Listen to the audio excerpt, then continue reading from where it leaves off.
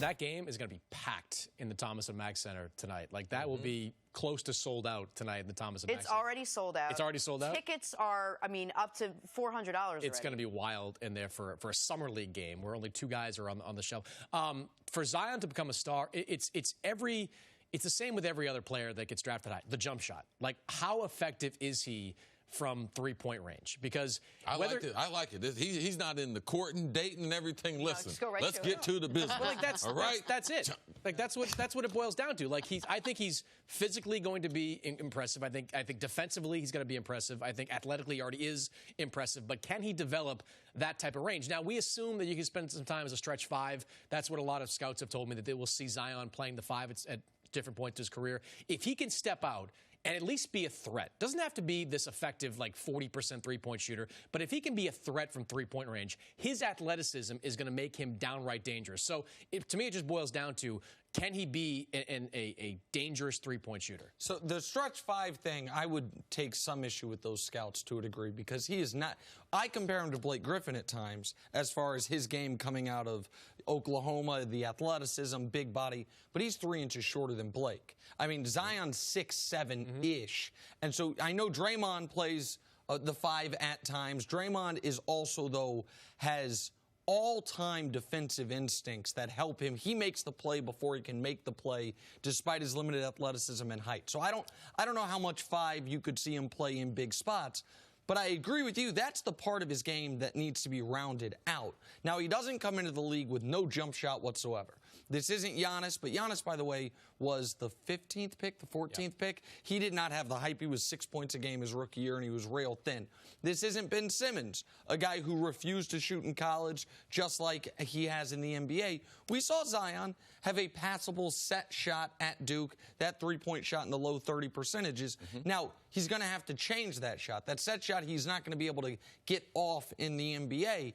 But you're totally right, for him to become the league MVP candidate that I think he's projected to be, that's the part of his game that's missing. But for him to be a star his rookie year, he just needs to do the things he already does well. And he just needs to be put in a position to do those things. Get out in transition, help side defense, offensive rebound, and go bang on people like that. He will come into the league as one of the 5 best athletes in the NBA immediately. That I truly believe. And I think he can average 18-plus points a game without the jump shot. It's the jump shot that would then make him, take him, as you would say, from fringe all-star to that superstar tier, which is where I think all of us project him to be eventually. Are you worried at all about his weight? I know you touched on it a little earlier, and we kind of glossed over it, like, oh, when the season starts, he'll be ready to go. But you had some concerns earlier. I worry about all kids when they get their grown man body, how they handle that. What does that mean? Well, it's been proven that a man between the ages of 20 and 30, his body's going to mature a couple different times. And in doing that, does he have the discipline? Because, yeah, I know he can play with that weight now. Let's say he gets 5 years in the NBA, get a couple playoff series under his belt, start playing internationally, play for the Olympic team.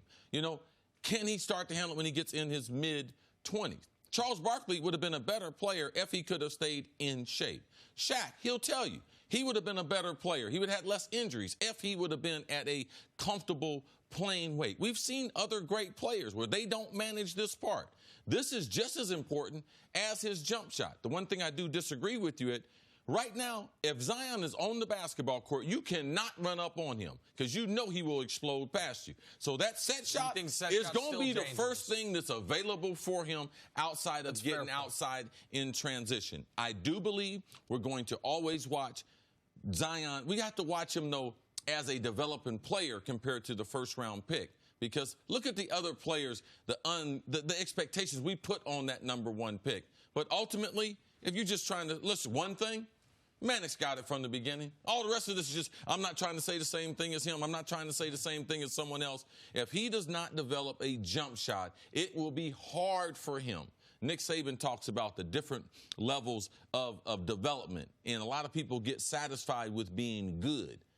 But if you want to be elite, if you want to be special, it takes special types of discipline to be able to get there. Yeah, and physically, I'm more interested in what he looks like between his first and second years. That's usually in the NBA when guys just reshape their bodies entirely. When they go through an entire season, they work with strength coaches, and those strength coaches identify what needs to change, and they come back in that second training camp. Yeah, they typically don't have enough time between the NBA combine, the draft, going to summer league, and then the season's getting ready. It's September training camp rolls around, you just can't do it. What benefits Zion and his potential to become a star is that a lot of guys that land in this #1 spot wind up in dysfunctional franchises in different organizations. He is stepping in to one of the more functional bad franchises that you're going to find. The Pelicans are completely different than what they were in the last couple of years. David Griffin has reshaped that team, and he signed guys that should benefit Zion. I mean, you bring in like a J.J. Redick type that'll teach not only professionalism in the locker room, but be a shooter on the outside. You have Alvin Gentry, who is